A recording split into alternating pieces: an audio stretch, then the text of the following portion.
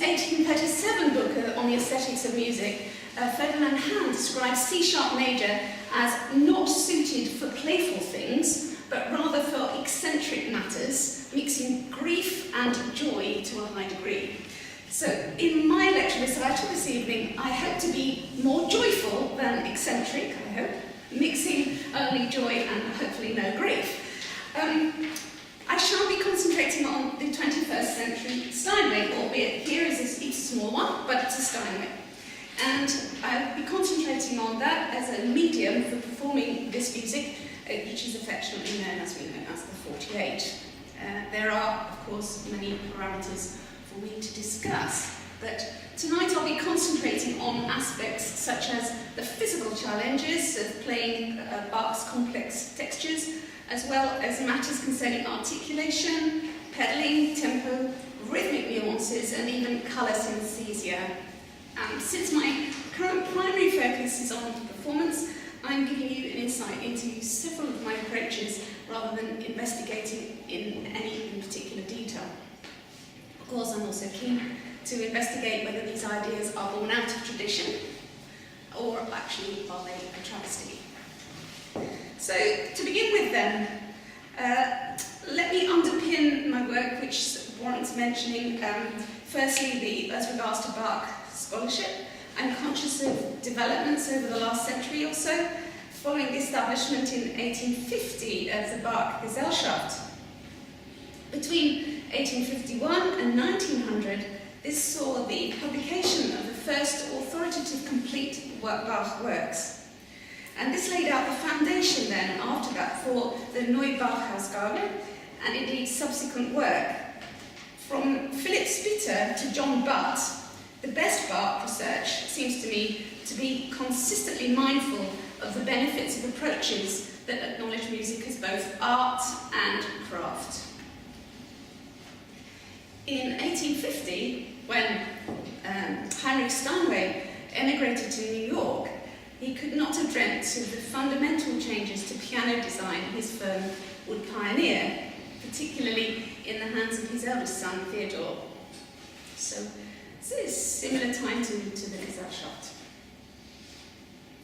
Going back then, originally Bach began the 48 in 1722, during his tenure as Kapellmeister for Prince Leopold in Curtin. He composed a prelude in each of the 12 keys that we know, and then added a matching fugue, or so the story goes. About 20 years after that, Bach repeated the process for the second book of what is now a two-book set of books, and his intended medium was generally known as the clavier. You can read into that whatever you like. We don't really know, but we know some are more harpsichord-like, some are more clavichord-like, some are even organ-like, so read as you wish. Despite some tantalising clues left to us in a few primary sources, we can't really be certain how Bach played this music at all, and indeed what he enjoyed, if anything, of the way his contemporaries performed it. It's nothing short of anachronistic even to speculate what Bach would have made of the 21st century Steinway. Historically informed performances are influenced by the fact that as an audience, we're listening now with ears who've also heard Mahler, Schoenberg, Stockhausen. So the aesthetic response to the performance could never be the same as for those who heard the music in their own times. You realise that? Bach's 48, comprising of the two volumes, or books of his well-tempered claviers, resided at the centre of the musical universe for most musicians for almost 300 years. It's both an exciting and a daunting thought, isn't it? Various traditions of performing, more recently, since the last century, of recording these preludes and fugues as well as an integral part of a musician's daily life is well documented. So, for example, we know, according to his teacher Christian Gottlieb Neef, Beethoven played the 48 from the age of 11. We hear that. We know that Robert Schumann remarked in 1850, "Let the well-tempered clavier be your daily bread, then you will certainly become a solid musician."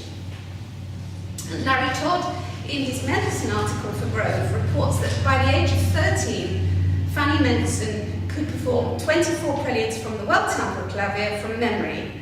I guess her now more famous little brother Felix was not far behind. It's interesting, we were talking about Fanny Mendelssohn today, weren't we?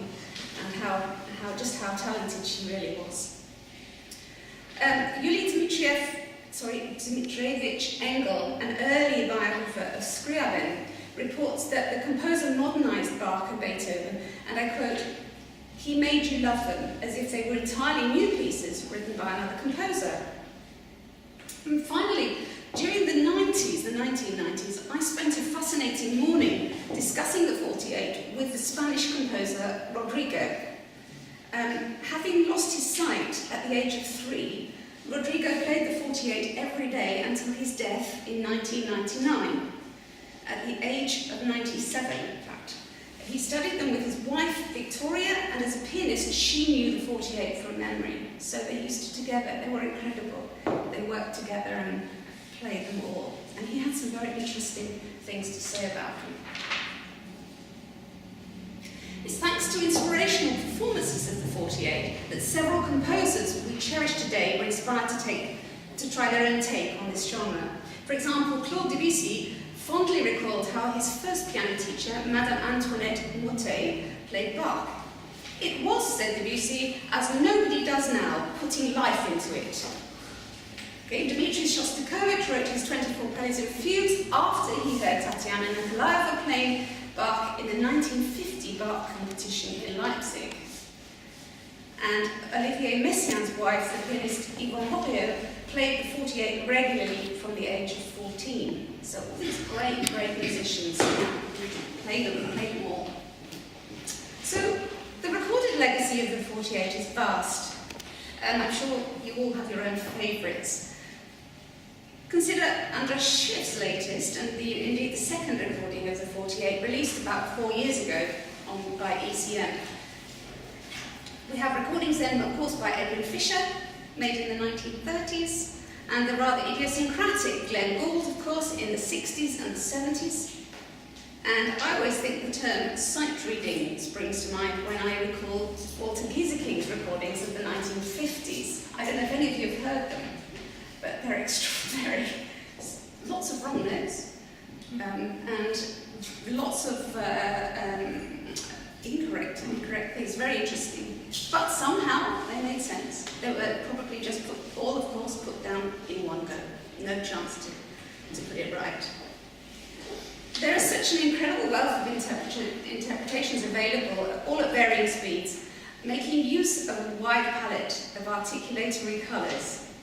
I'm actually looking forward to one day, those of you who know me, I'm looking forward to Mary Pariah's recording one day. It's a real hope of mine. It's not based on any inside knowledge, unfortunately, but in my opinion, his Goldberg variations, I don't know if any of you know those, but they are absolutely amazing. They were released in the year 2000 by Sony. They're just second to none. They're just amazing. I also heard him play that before he recorded it in the Festival Hall live, and it was one of the most thrilling, I think one of the most thrilling concert I've ever been to in my life, because it was just magical how he brought this work to life. Okay, so some of you might have noticed that I'm playing from the so-called text edition, and it's the 1970 Henley edition, which was edited by Otto von Erman.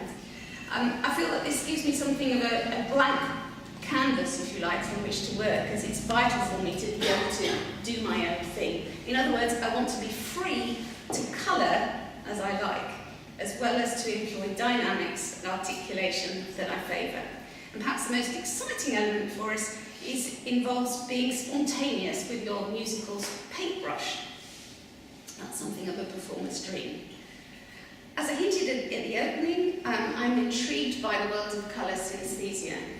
And quite simply, this is when an individual perceives colours upon hearing music, or even when seeing numbers of letters.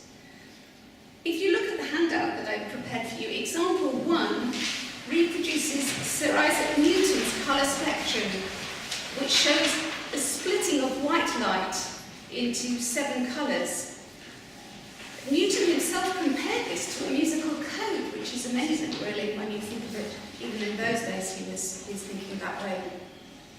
And below that, I've also included Scriabin's circle of fifths from Prometheus as example 2. For me, the G major preludes and fugues of the 48, I feel, are a brilliant scarlet red. But what actual musical elements give me that sense? So, here's first of all the opening of Prelude in G major from Book 1.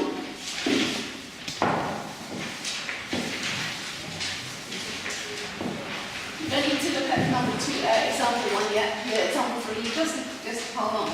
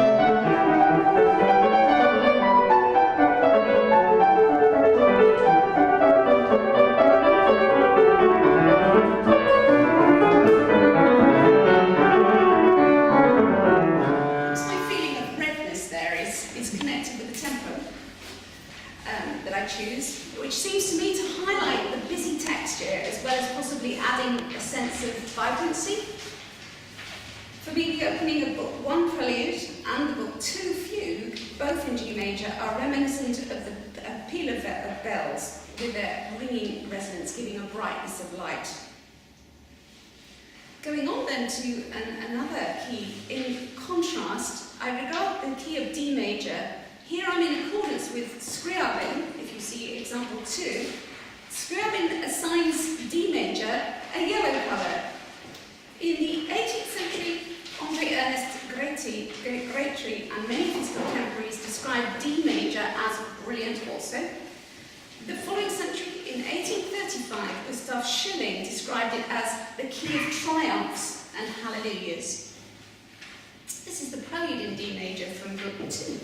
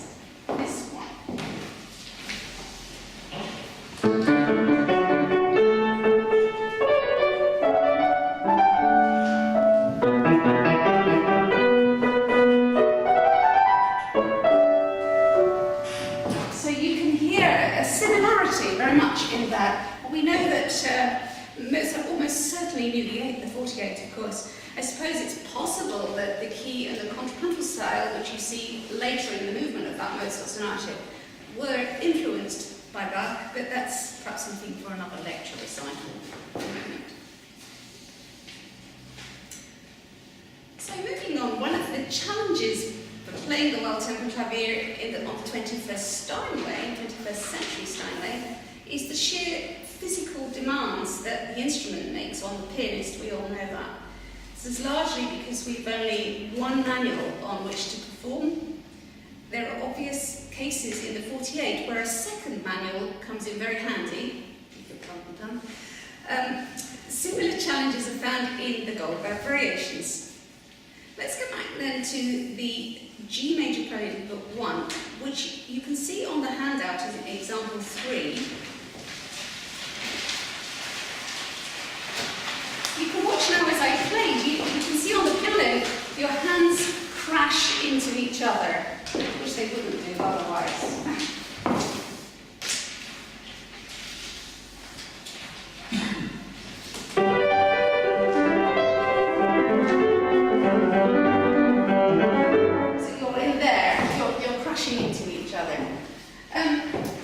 With the hands in such close proximity as this aspect is certainly one which the performer needs a heightened kinesthetic sense. Indeed, such an approach is worth developing in order to produce fluidity here. Here, the pianist can use sparkling articulation and clarity to help maintain a really coherent melodic and rhythmic line.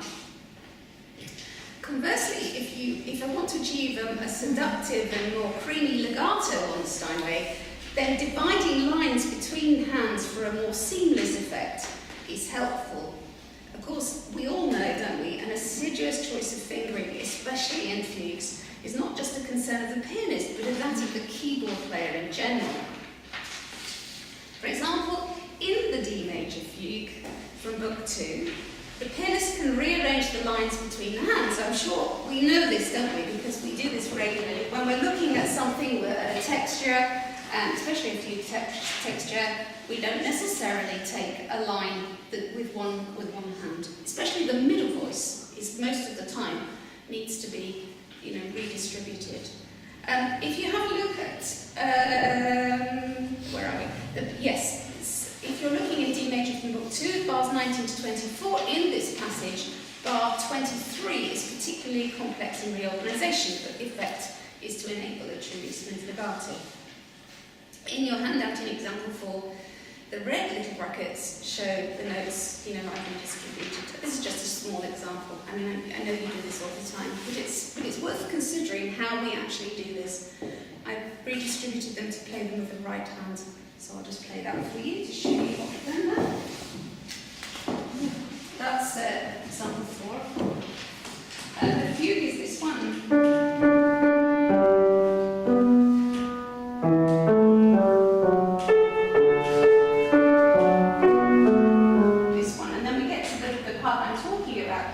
Redistribution.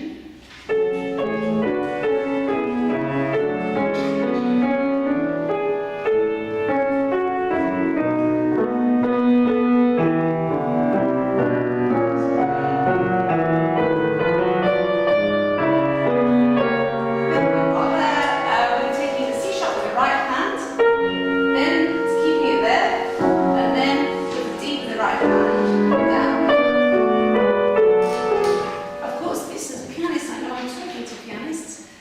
Something we do on a regular basis, but it's something we consider so that it has to sound seamless. It doesn't sound as if we're just playing with lumps and bumps. We have to be able to manipulate the fingering so that it suits the line, so that the voice is continuous and well. I feel that with this fugue particularly, these are the majestic chorale effect is appropriate for the fugue, and you'll hear when I played it the first time, the first part of the fugue, the subject, I use a little bit of shallow pedalling to glaze the subject's repeated notes, being careful not to gild the lily. I'll talk a bit more about pedalling later on. What I'm talking about with shallow pedalling is something that is not going down too far, and so that you don't feel as if this is ringing, but just half. You just have to find the point where the dampers come up. So it's still sustained, but it's not gushingly sustained. As an exponent of the Steinway, it's essential that we consider a variety of articulation, of course, which enables us to further enrich what we regard as the music's inner radiance. When we go back to performing the G major prelude of Book 2, it's rather exciting to highlight the melodic lines in semiquaver patterns. This also ensures that there's contrast between the two implied parts. As you can see in musical example number 5, in the opening bars, it's in the bottom line and the fingers of the right hand that a more detached keystroke will highlight the melody. A more sustained repeated D on the 5th finger of the right hand helps to separate the textures. So if you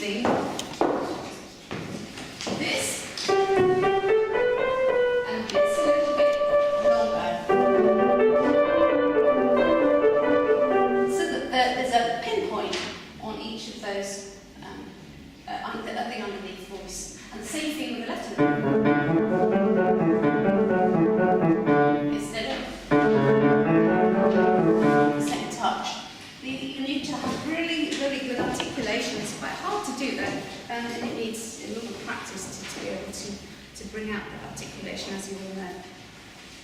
But when the line changes around in bar 9, then it's the top fingers that we want to give more prominence to. And there I use a little bit of tempo rubato to highlight this. I'll play from bar 8. This. Can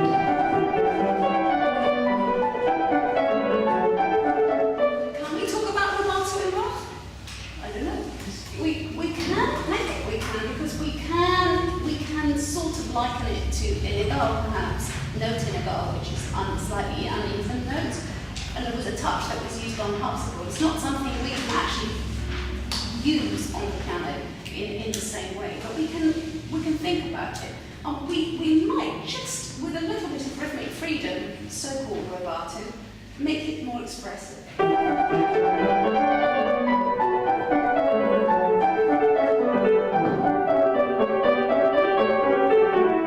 So that lift of shape gives us just a little bit more freedom and lift. So, is my use, or our use, of the sustaining pedal and obvious dynamic gradations, is it a travesty? Should we use it? Do they somehow misrepresent Bach?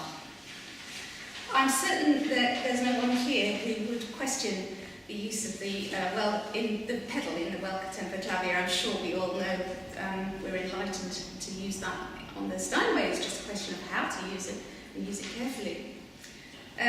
It's most likely that Felix Mendelssohn, to whom we owe the revival of Bach's music, with a little help from his discerning grandmother, Robert Guggenheim, Mendelssohn was also fond of the sustaining pedal.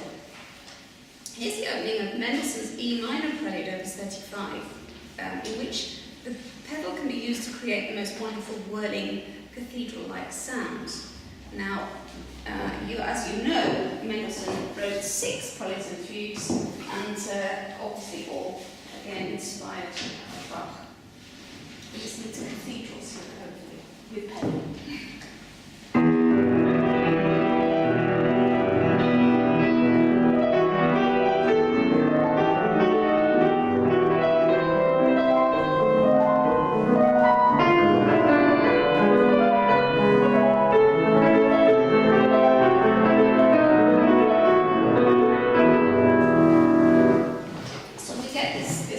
Using the pedal for other swirling effects, which of course later on in romantic music we don't even hesitate to use. But back to Bach. Of course, the pedal is not out of bounds. As a musician living and working in the 21st century, it's absolutely crucial for us to employ all of the resources of the Steinway instrument to enable us to communicate and to perform with a personal voice. We've already considered the more toccata-like preludes and the fanfares, but what about the more expressive and slower preludes and fugues? Works with these characteristics are some of the most poignant pieces in the set, I think. I'm thinking here of the book 1 prelude in B-flat minor and the one in E-flat minor. In B-flat minor prelude, the melodic lines and underpinning harmonic movement can be sustained and inflected expressively with careful pedaling, which we realise. So this is B-flat minor, book 1.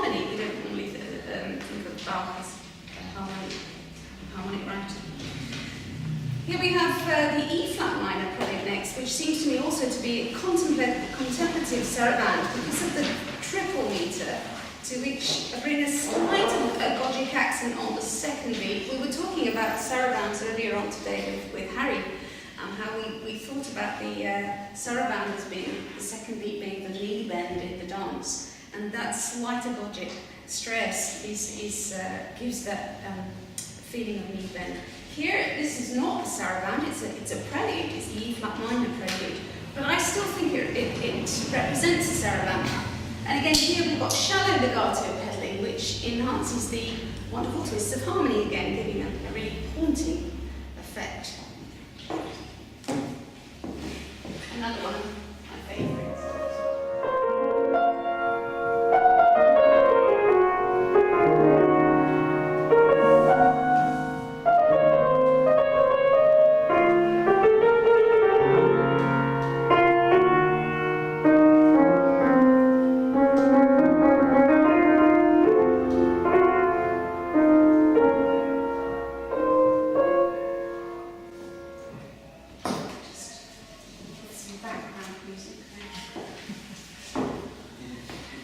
In addition to the use of the unicorder pedal, of course the subtle use of the sustaining pedal, hopefully, and its occasional employment helps the pianist maintain a legato line through a particularly complex fugal texture and enhances the colour of the music again. Here we go back to the colour.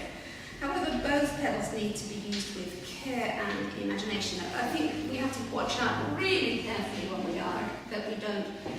we do use the pedal, that we don't swamp it with too much, and that we don't blur and mix up lines. So, how do we find the character in the pieces, in the tempo and in the rhythmic nuances? I'm always on the lookout for the unexpected in the rhythm. If you look again at the music example number 5 and the opening gesture of Book 2 G major prelude, the middle voices we said, didn't we? We were picking them out. The middle voices also allow for a hemiola, and this feature is quite effective on the repeat of the first section. So here is what I would probably do on the first time round, which is what we have.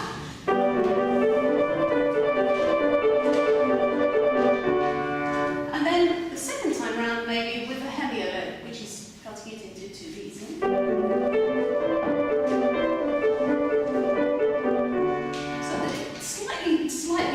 Throws the rhythm, and that's just a personal idea again, it's not a must do or anything like that, it's just another way of bringing some interesting rhythm and a feature to make the piece come alive. It's usually, we were talking earlier as well about rhythm and tempo, it's usually the rhythm that determines my choice of tempo in these pieces.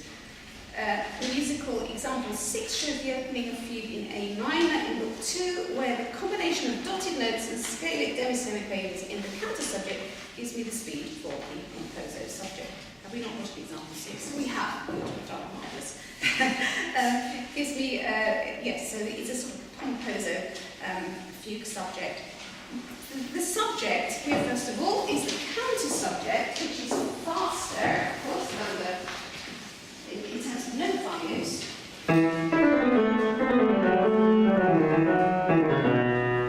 It's only so fast you really want to play that. So in order to get the tempo for the opening for the subject, I think about the counter subject and then dum, diddle diddle lum, diddle diddle lum, diddle diddle lum, 3, 4, 1, 2, 3, 4.